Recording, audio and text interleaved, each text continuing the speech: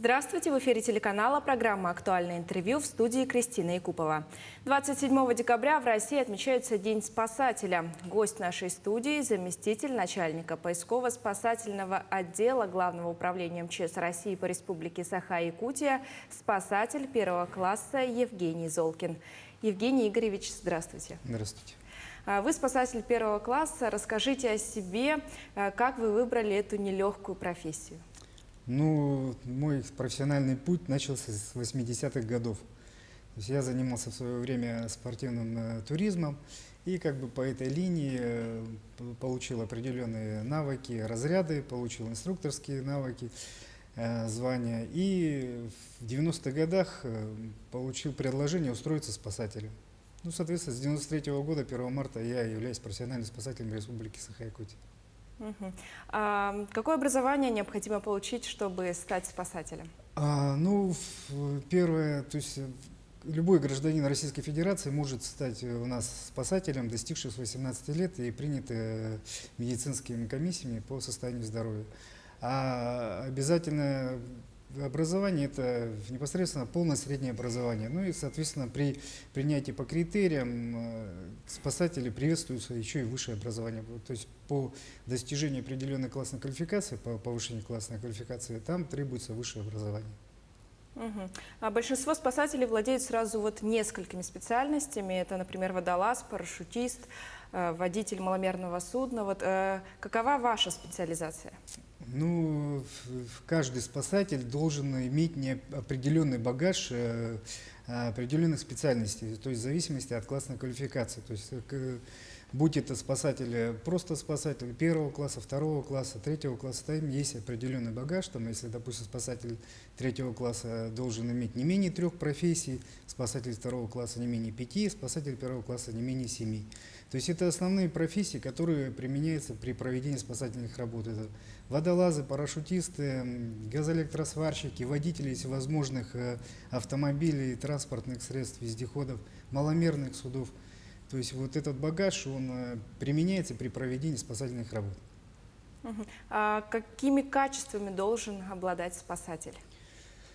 Ну, соответственно, спасатель, он в своей роде профессии как бы должен быть гуманистом, то есть при спасательных работах любых, даже кошек и собак, то есть он должен быть, как бы сочувствовать тому горю, которое попал, допустим, человек либо животное. Соответственно, первое – это чувство сострадания, чтобы не быть, так сказать, безразличным, можно сказать, и сочувствовать постоянно сочувствовать, и всегда терпеть ту боль, которая, то есть, наносит вред существу, можно сказать. А вы помните свой первый вызов? Расскажите о нем. Мой первый вызов, честно говоря, это было в 93-м году. На то время, в 90-х годах, о спасательной службе, как бы, тем более на территории Республики Саха-Якутия, тогда еще никто не знал. Жители города Якутска тоже не знали. И каким образом до нас тогда дозвонились родственники. В районе Владимировки потерялся охотник. Это где-то была осень, уже как бы морозно, снег. И на то время у нас не было ни специальных средств, не было техники. У нас единственное только была автомашина грузовая ГАЗ-66. И вот, погрузившись мы в эту машину на борт грузовой, поехали искать этого горя-охотника в район Владимировки. Тогда для нас это казалась дорога, как будто мы едем в соседний Улус. Это сейчас при помощи летательных аппаратов, воздушных средств мы передвигаемся, то есть в течение часа, а тогда нам казалось, это очень длинная дорога. То есть, и, соответственно, прибыв в горно-таежный район поселка Владимировки, мы, соответственно, уже имели какой-то определенный багаж, так как мы были спортсменами, туристами, знали тот район и благополучно начали искать. Соответственно, мы нашли его на заброшенном зимовье. Это наш был первый выезд. И, соответственно, с того времени у нас багаж спасательных работ начал пополняться, так как про нас уже узнали горожане города Якутска, жители и жители республики. А расскажите, как проходит ваш рабочий день, сколько бывает обычно выездов в сутки и каким составом вы выезжаете на вызов? Ну, как правило, рабочий день спасателя начинается с заступлением на смену, то есть принятие техники и оборудования, осмотра.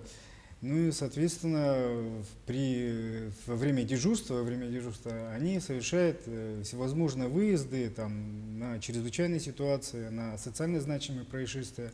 То есть, если это касаемо города Якутска, да, в чертах города Якутска, то в среднем 3-4 выезда спасатели производят за смену. То есть, ну, это всевозможные выезда по вскрытию дверей, оказанию помощи медицинским работникам, дорожно-транспортные происшествия в черте города, ну и, соответственно, там спасение животных, то есть, что немаловажно тоже. Мгм. А как повлияла на вашу работу пандемия? Изменилось ли что-нибудь в вашей работе? Ну, данная пандемия как бы на нашу работу в принципе никак не повлияла, так как мы являемся одно из подразделений, которое реагирует на возможные чрезвычайные ситуации. И то есть мы находимся в постоянной боевой готовности для решения задач по ликвидации ЧС. То есть как бы мы от работы не отстранены. Мгм. А вот какие методы вы используете при поиске пропавших? Ну, методы, честно говоря, всевозможные. Есть там визуальные, есть слуховой и так далее. То есть имеется в виду, как мы производим поиски, с каким оборудованием и снаряжением, и при помощи чего мы производим. Вот это как бы в зависимости от той ситуации, в какую беду попал человек, либо это большая катастрофа, либо это чрезвычайно, ну, как бы социально значимое происшествие. То есть в зависимости, какая ситуация, и от тех ситуаций мы применяем то или иное оборудование и те или иные как бы методы поиска, либо помощи и оказания пострадавшим. Мгм. А в какое время чаще всего люди попадают в чрезвычайные ситуации? Да, в принципе, человек может в любое время попасть в чрезвычайную ситуацию. То есть, находясь дома даже, он попадает в чрезвычайные ситуации, это захлопнется дверь, там, да, элементарно в наших, допустим, вот сейчас вот в зимних условиях человек уже как бы подвергается опасности, находясь в низких температурах. То есть мы всегда на нашей территории республики всегда находимся в чрезвычайной ситуации. Мгм. А что вот вы, например, делаете для профилактики таких случаев? Ну, соответственно, ведется работа с населением, ведется работа с подрастающим поколением, проводятся открытые уроки, когда это возможно, дни открытых дверей спасательные службы производят, проводим мастер-классы с учениками средних классов. Ну и, соответственно, где-то профилактические беседы с населением в определенных как бы, периодах. Это ледостава, ледохода, летний период на пляжах и так далее. То есть, ну, в зависимости от уже сложившейся ситуации на территории. Мгм. А часто ли вот люди пропадают в сезон охоты, рыбалки, например? Довольно-таки часто, да, люди, как бы занимаясь своим хобби, да, пренебрегают своей безопасностью, увлекаясь легкой добычей, то есть залезая в такие дебри. Есть же, допустим, такая поговорка, что чем круче джип, тем дольше идти за трактором. Ну, соответственно, сейчас очень большое количество всевозможных большой вездеходной техники, всевозможных там приспособлений по нахождению в экстремальных условиях. И люди, пренебрегая своей безопасностью, увлекаясь этим, заходят так далеко, что приходится применять спасательные службы. Мгм. А напомните, пожалуйста, нашим телезрителям, вот что нужно, как вот можно себя обезопасить, например, отправляясь в путь, например, вот куда-нибудь у нас в Улус в поездку. Сейчас часто ездят. Если вы собираетесь двигаться в какой-то отдаленный район, ну, в ненаселенный пункт и так далее, в первую очередь надо как бы оповестить, в первую очередь, своих родных и близких, знакомых. Ну и как бы если вы там собираетесь где-то проводить какие-то мероприятия, допустим, по выживаемости или прохождению какого-то определенного маршрута сложного, надо заявиться в спасательную службу, то есть оповестить, что вы будете находиться в том или ином районе, у вас будет, не будет связь, ну и как бы оповестить спасательную службу. Это одно из правил. Раньше это было в спасательных службах, контрольно-спасательных службах, которые занимались поиском туристов. А сейчас это обязательное правило всех, можно так сказать, граждан, которые путешествуют в тех или иных районах. Ну а все-таки вот, например, выезжая на трассе, когда ломается машина, что вот вы можете посоветовать, что сделать в таком случае? Ну, что мы можем посоветовать?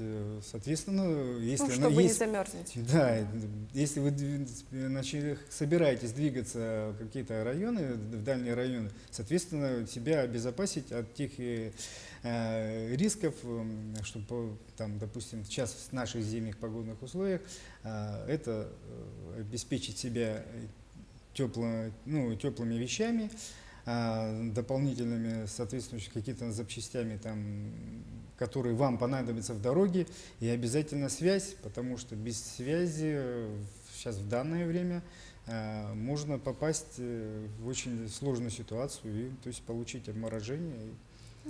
И в первую очередь это надо всегда оповещать родных, близких, родственников, знакомых и, соответственно, спасательные службы. А есть ли у нас вот по трассе какие-то пункты, может быть, там? Ну, сейчас в наше время по трассам очень большое количество кафе, столовых. То есть при движении в определенный какой-то район можно уже промониторить, где находятся те или иные пункты питания, и, соответственно, уже ориентироваться по движению тому маршруту, куда вы будете двигаться, где можно отдохнуть и где можно получить помощь. Евгений Игоревич, спасибо за то, что ответили на наши вопросы. Я напомню, гостем сегодняшней программы был заместитель начальника поисково-спасательного отряда Главного управления МЧС России по республике, спасатель первого класса Евгений Золкин.